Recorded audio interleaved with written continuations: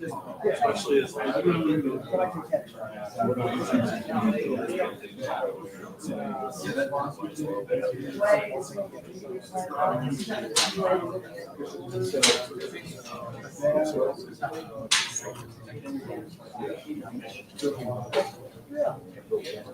This is the first one.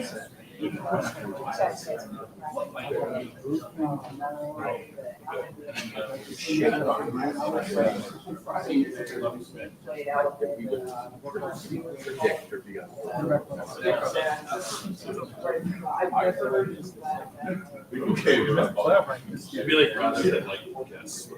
Too big. The other thing, you start. So like, they leave UCLA in fall. I was being sarcastic.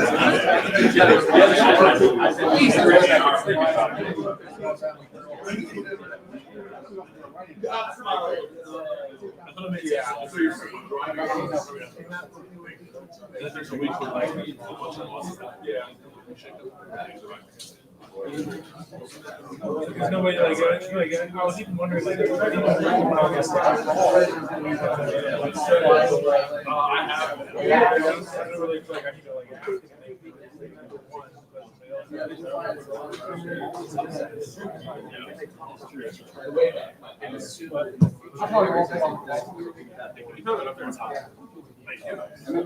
It's even more relevant, like, in this, like, 12-team era, if you're like a higher seed, it's like,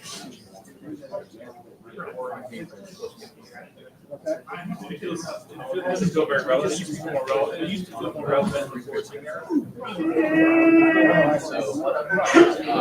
Like, yes, you're cool about seeding like one seed. Is there actually like any difference between practice and stuff? If you were to no,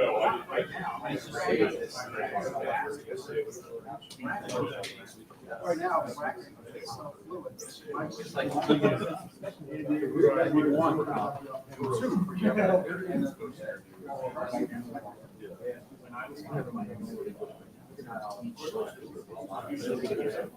like, I don't even know how much of it is. Like, it's like 60 to 10 and we're like, they're all something the same. Like, just like, a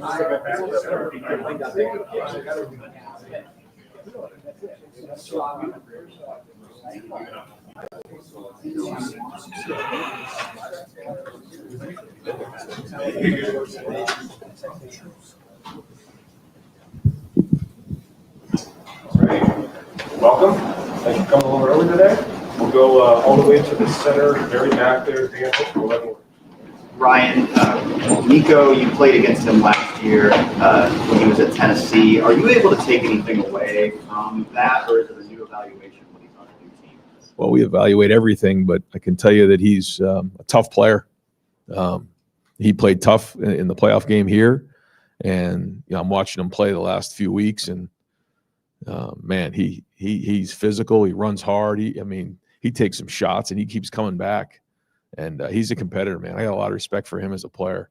He throws, he's got a strong arm, and he's been doing a lot for his team. And you watch him on the field, he's a warrior. So we'll take all that into consideration, just and look at everything. But we know this is a great challenge for our team, and it starts with him. Ryan, lots of things happening on the recruiting side of things. It seems like maybe there's been a change of philosophy as far as the size of this 26 class in the last month or so. Can you just speak to what really is motivating that now, with 25 commits and a handful of guys still out there? Like, how high do you see this going, and what is the driving force behind that? Well, we're trying to make sure that we're in a good place, obviously, with our roster as we head into December. And then you have the portal, and with that, there's a lot of challenges. As you have retention, and then you have guys who are at other schools, and we want to make sure that we're continually recruiting high school players that we can develop. And there's a little bit based on how far we go this season and what happens, that will adjust sort of how we end up getting to our number at the end of the year. But we want to make sure that we're flush at all areas, and that's at the high end, in terms of like the starters and the older guys, and then certainly with the young guys as we're developing them. So we want to make sure that the way that we're building the roster is the right way, and a lot of it has to do with the high school guys coming in. So we're trying to project it the best we can, but obviously it's floating around and it's a moving target. Related to the one portal window, maybe like kind of requiring you to add more in high school ranks? Yeah, I think that's the case because you can't be short. And I've said it before. I mean, whoever plays past when the portal closes, late into the season is going to really be at a disadvantage because there's no way to replace those guys once the 5-day window opens after the final game. So, we all have to make sure that we're not short. That's our job. So we're going to make sure that we're in good shape here and we're flush. Ryan, first of all, any update on Josh? But then also, a lot of different guys got a chance to play at that guard spot between Gabe and Ethan, maybe who we haven't seen. And I know when you guys first got him, there was an idea of what he was projected to be, and that hasn't necessarily worked out here. Just an update on where his development is, and maybe is he an option along with Josh to be a guy at that right guard spot? Yeah, he's an option. He played in the game. I thought he had some good movement in the run game and did some good things. So we'll see how this week goes, but we're going to keep pushing the envelope on it and keep grinding on it. But he did have some good snaps in that game, and hopefully we can get him to play at a certain level that we need him to play in order to, finish the season the way we want to. Josh, we're expecting a full week from Josh. We'll see how today goes. But he and Phil both, we'll kind of see as the week goes on, but we're expecting a full week of work out of those guys. Right. I think there was a notion that in June with recruiting, maybe things didn't pop quite the way people were hoping they would in terms of commitments. Now that is happening. Is there anything you feel like you guys have a better grasp on now than you did then that's allowing that to happen? Or is there anything strategic about not taking guys in the summer and kind of taking them now? Yeah, I think it's a little bit of a philosophy. Not that we're not trying to get good players, but I think a couple things come into play. One, there's going to be changes in college football year in and year out. That's the first thing, based on how guys play, based on coaching staffs, based on a lot of things. The second part of it is the evaluation of their senior year. So when you take those two things into consideration, the projection was that last spring we're going to be a lot different place in November and December than we were in June. And I think the biggest part is we had more information about the players, because with the amount of resources that we're investing in these young men nowadays, you better be right. That's the most important thing. In the past, you could bring in whoever you wanted. Maybe they were ranked high or whatever. If they didn't work out, they didn't play, or maybe it took 3 or 4 years for them to get on the field, or maybe they tried another school.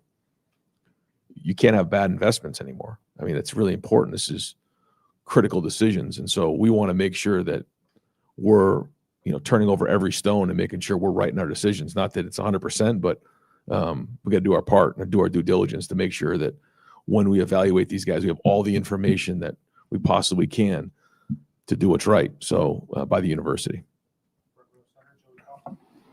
Ron, what do you think has allowed Arvell to be as impactful this year in his first year as a starter? I mean, just to go from being a backup to somebody they're talking about as an all-American. Right. Well, I think the first thing is that Arvell, you see this in guys when they get into the year 3, sometimes year 4, but where the program kind of kicks in. What I mean by that is like all the work that they've done up to that point, it all starts to come together. And I think you see that with a lot of our guys. But in particular with Arvell, he was a very productive player in high school. Coach Ginn did a great job of bringing him along and, providing a mindset of what it means to be a Buckeye. And that's critical, what it means to play at Ohio State. And Arvell has that mindset. He had the minute he walked in the door. And I think Arvell never gets distracted with like noise. He just focuses on what matters. And that's a unique trait. We were talking about this the other day. Maybe there's talk about him with awards, or maybe there's talk about him in the draft. That doesn't affect Arvell. Arvell just focuses on what matters. And again, it starts with a mindset. But I think early in his career, he could have very easily, been discouraged because maybe he didn't play as much early on. We moved to D-line for a couple months, and all those things helped him. And then he sat and watched Cody, he watched Sonny, and now his athletic ability, his mindset, and now, the understanding of what goes on in that room and what James has done in terms of, just the football IQ in that room is allowing him to play at a high level. And I think all that combines to what you're seeing on the field. his skill set to be on the end as a rusher, to be as an off-ball linebacker. Have you had players like that much before? Here, just how does his skill set, the variety of it compare? I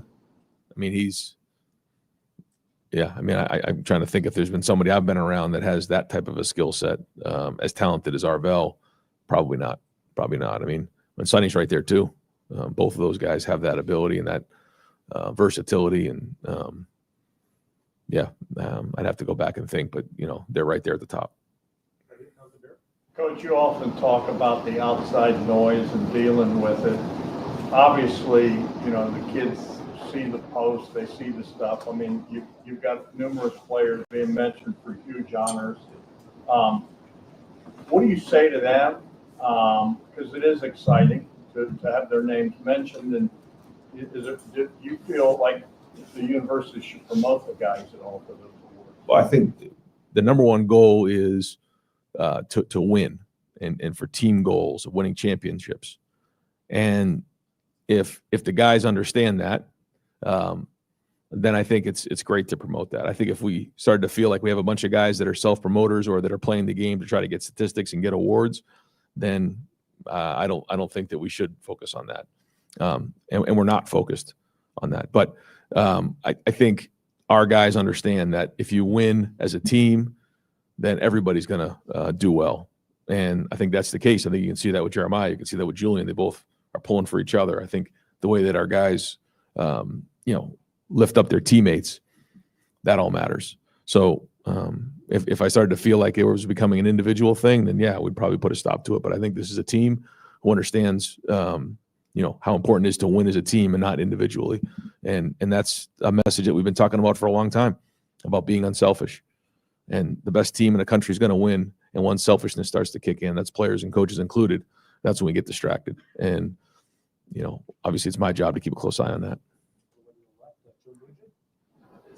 Big hits by the secondary. Caleb had another one early on Saturday. How important is that physical brand of football from those guys? Yeah, setting the tone, especially early in the game. I mean, it's the one difference about football than any other sport. And you got to set the tone early in the game and let them know you're there. And that's a part of our brand. That's a part of our identity, is playing physical.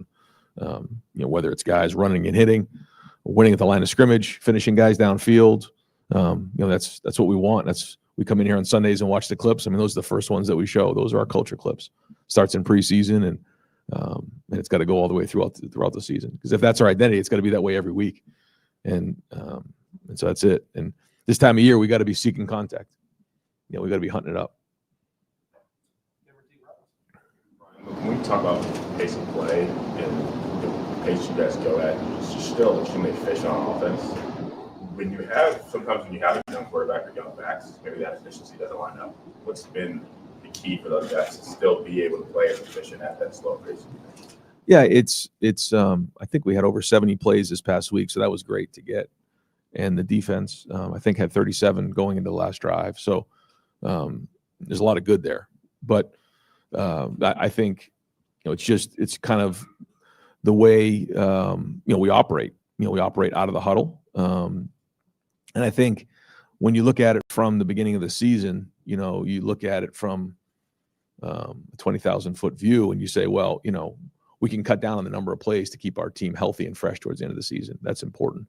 But once you kind of get in their rhythm of huddling, you get used to that, and the guys get comfortable with that, as opposed to the other part of it. But we also need to be able to do that when we need to do it. And when I say need to, it's based on what's going on with the game. We're not all of a sudden just going to go tempo because we just want to go tempo. It has to give us an advantage. And when we're on the same page and we're being efficient in what we're doing and we're executing at a high level, that's what's most important, period.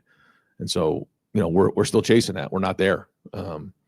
But changing the tempo does help. Or if you find yourself in a situation like we did in a 2-minute drill, we have to play on the ball. That's good. It keeps defenses, on their heels a little bit as a change up. So, we'll keep looking at it, but we're not just going to do it to do it. I think, quite honestly, for the most part, the defenses and defensive coordinators really have caught up to just playing tempo all the time. They can see your formation and call your defense based on how you line up. And so that's where the coach to player communication sort of changed things. And, and all those things have combined to where we're at right now, and that's why we focus so much on efficiency. But we also want to be really explosive as well. So get back to work today and get after it. I don't pretend to be a coach. I don't know what the scheme is on certain plays, but when I watched the game again, it looked like there were times that the offensive line just didn't block somebody. Somebody came off the edge. I don't know. Again, I don't know the scheme. Sure. And there were times that they just didn't get pushed. What's your kind of analysis or evaluation of the offensive line at this point? Yeah, good question. I think like 2 plays in particular where we had a free runner and Bo, man, what 2 great runs he had on third down, man. The first one was what we call free safety mix. So the will blitz and the free safety came into the B gap. We had, David in there tight. He usually handles any fourth defender over here. They did a nice job. They hit it inside, so David couldn't quite get to him. So that's a scheme issue. We actually blocked it pretty well because once Bo kind of broke the tackle, he ended up making some yards there. And there was a couple others like that, and give them credit. They did a nice job with a couple of those things. I thought, we did overall handle some of that. Was a lot of movement up there. We early on, we ran a stretch play that Austin didn't quite get to the second level. The next time we ran the same one, he got to the second level on the same blitz, got to the backer, and it turned into an explosive run. So one of the things about the run game is, it does take time to take effect. We certainly wish that the first play, would have been, part of our day, but it wasn't. So we had to regroup and come back after it. But we're just going to keep swinging on it. And it comes down to fundamentals. That's it. So, we'll keep trying to figure out ways to be creative and create space and create explosion. But when it all comes down to the end, it's going to come down to fundamentals. And so, but yeah, I think there's positives, but there's also things we got to get better at. All the changes on you've been pretty stable. Obviously, Philip missed last week. Had you hoped that the line would be more consistent than it's been to this point? No, I wouldn't say that. I always want them to be more consistent. Yeah. But I can't sit here and say I'm disappointed right now. I'm encouraged with a lot of things that are going on up there. And if I thought it was, a real problem or a mess, I would address it. I know that we're going to get a lot more challenges here, and we're challenging these guys every day. And the backs need to continue to run better, and we need to continue to figure out ways to put them in a situation to be successful. And the angles of the blocks, we got to keep working on that. But no, I think they're grinding on it. They're working hard. 2 of the guys graded out a champion. The other guys didn't. We upped our ante on being a champion. It used to be over 80. This past week, now we're at 83% because we feel like we need to, increase our efficiency and execution. But yeah, I think there's a lot of good there. But certainly, we know what we need to, get in terms of winning a championship. So we want all those guys to grade out over 83%. Right, you guys at times tried some different things. It looked like, I know you got asked about that a little bit after the game, but defensively, I think the first third downs, you didn't have defensive tackles on there. You bring Justin in, you hand off to Nate. Is that something where at this point of the season you have it, you might as well use it, put it on film? What's the thinking on just adding some new things here in November? Well, I think part of it is you try to put guys in a situation to be successful. I think when you looked at the group we had on the field, that was a pretty twitchy group we had. And you figure out where it goes. Sometimes it's a little bit of a laboratory to figure out, once they're in that moment, what does it look like? You try to project. Some things are great. I thought our package with Lincoln was well thought out, and what went on with that. Sometimes you do it and it doesn't work out the way you thought it would work out. But I think at this time of year, it's more about putting the people in the right positions to be successful. And then, like you said, having curveballs and changeups are good. And then sometimes, they're good for 1 or 2 shots. Sometimes, you come back and you build off of that package, and then it kind of goes from there. So I think you can tell on both sides of the ball, we just look a little different than maybe we did last year. From formations to alignments to fronts to coverages. Right. The running game takes a while over the course of a game, also over the course of the season. Looks like you've got 4 running backs right now that are running with energy and will. Are you seeing that same thing? And if that continues, do you need to pare it down? Well, I think they all CJ's the most veteran there. The other guys like, Bo didn't, actually didn't play a whole bunch of running back actually in high school, and then he got hurt, late in the season. So like he hasn't played a ton of football.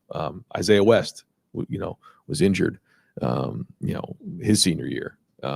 James didn't really get a lot of carries last year. So the same thing with him his senior year. And so these guys haven't, played a lot of football. So the more carries we can get them, the more we can get them into the game, the better. The good news is, to your point, that, we have 4 of them, where there's been seasons where we've had 2 and then one of them gets hurt, and, like it's a scramble.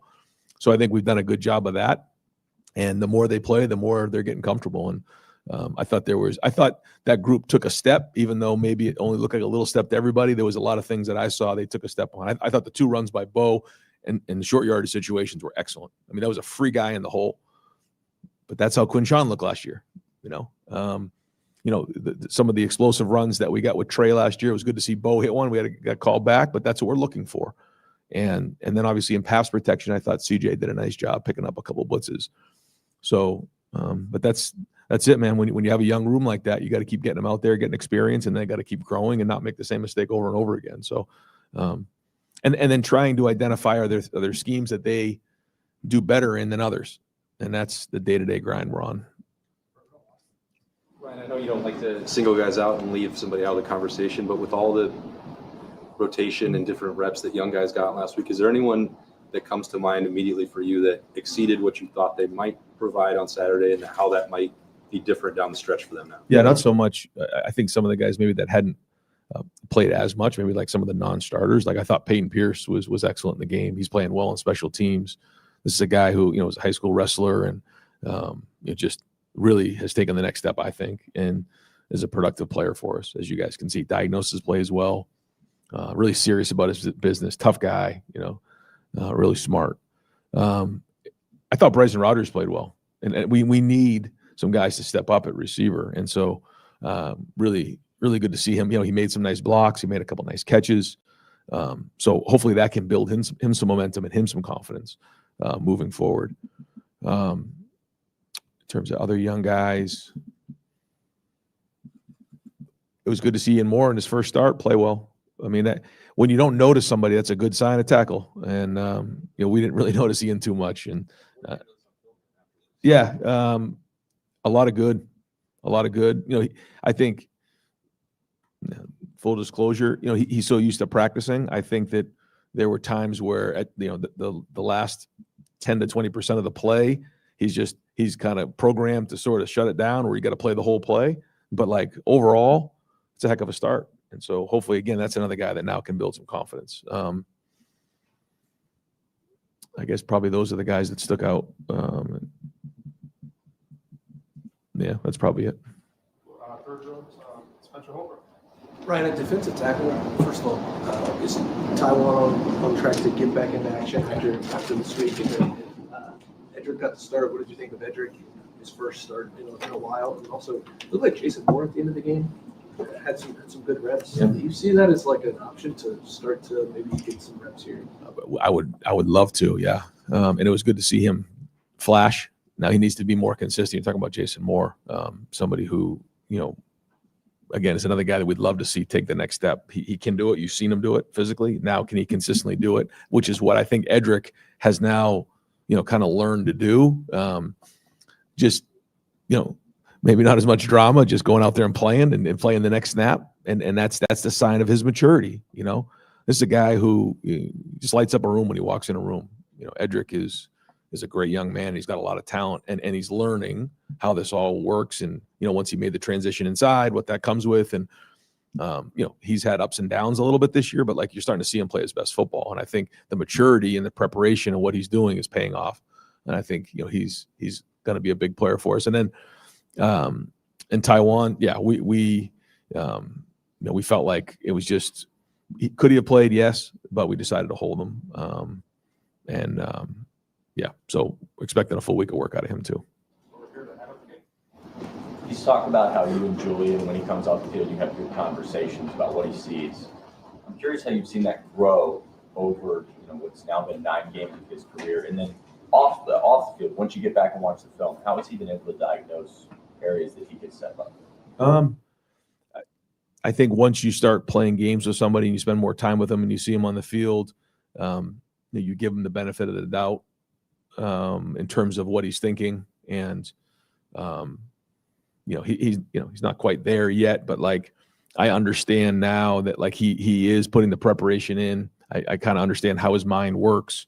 And, there's certain times where, you gotta bark at him to make sure that, he's locked in, you know what I mean, as a young player. But like, I see a guy who is locked in a lot. So like, we're kind of over that stage. And now it's more about the football and what he's seeing, the decisions he's making and the preparation and making sure that he's focused and locked in and concentrating on each situation and what comes with it. And as the scheme continues to increase week in and week out, how important every single play is.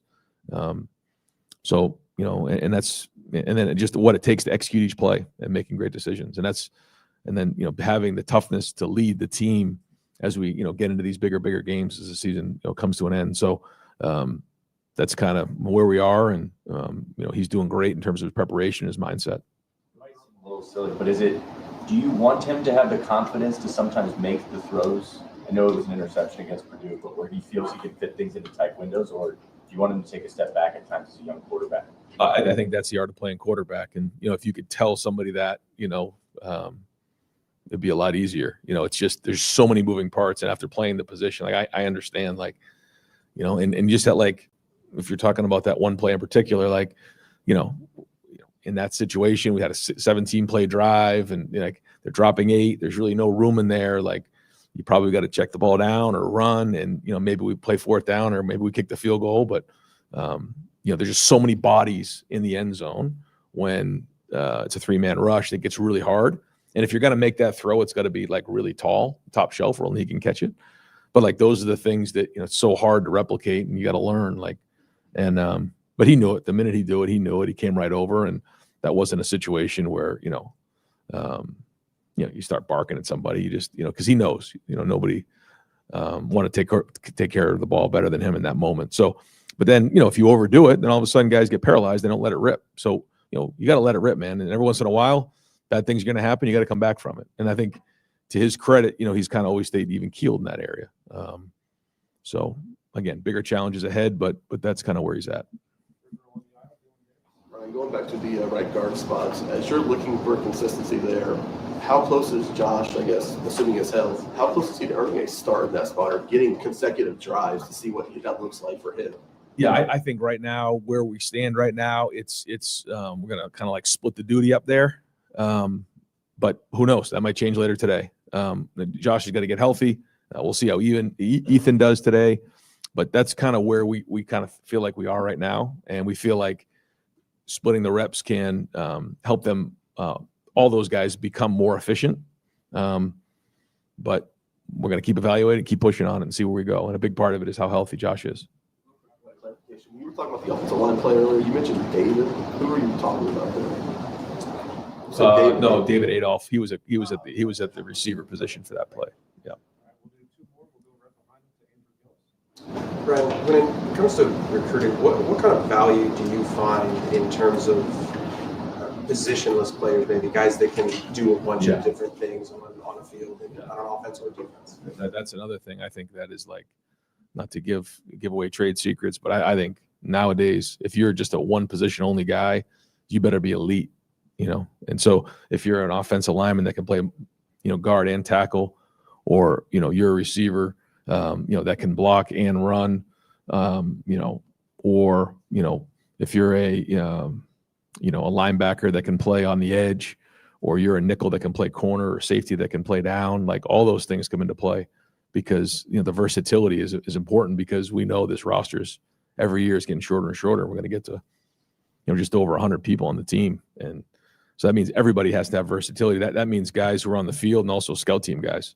So anybody that we're bringing into the program, we want to have some versatility. I think you can see by maybe some of the guys that we're adding to the roster here, even over the last month, they can do multiple things, and I think that's important. Guys like Xavier Johnson, like think about how many roles he played. A guy like Mitch Rossi, these guys, they became very important in those seasons because they could do multiple things. And so the more guys like that we can have in the program, I think the better off we're going to be. Ryan, when you're talking about maybe working in more guys on defense, different guys on defense. If you look last year behind your 11 starters on defense, the next 6 guys in number of snaps were Jermaine Matthews, Kenyatta Jackson, Caden Curry, Arvell Reese, Caden McDonald, and Lorenzo Styles, who are all starting this year. If you're playing other guys, is it mostly about keeping guys fresh for this year, or are you thinking ahead to next year for development, retention, that we also want to build the next group of starters? I think a couple of things. Like the first thing you're thinking about is development for this year, developing depth. What is it going to look like when you're putting you in a game, in a Big Ten game? What does it look like in those moments? It's one thing what we see in practice, but it's another thing to actually do it in the game. So that's the first thing we're trying to evaluate. And the second thing is, like, to your point, like, where are we going? What's this looking like in the next 2 to 3 years? In each game, we'll go through and we'll take a look at the guys and see how they do and try to figure in all these decisions on, guys coming into the program, retention, all of that, and then try to project out the best we can based on what we see. And as you can imagine, there's a lot of conversation. He just needs more reps. His awareness is excellent. We can see a projection over here. Look at this. Maybe in a different type of scheme or a different type of play, he could do these types of, like, we're all trying to figure those things out. Where we feel like with the older guys, we have a pretty good feel for that, which is why we've adapted on both sides of the ball. Thank you. Yeah, thanks.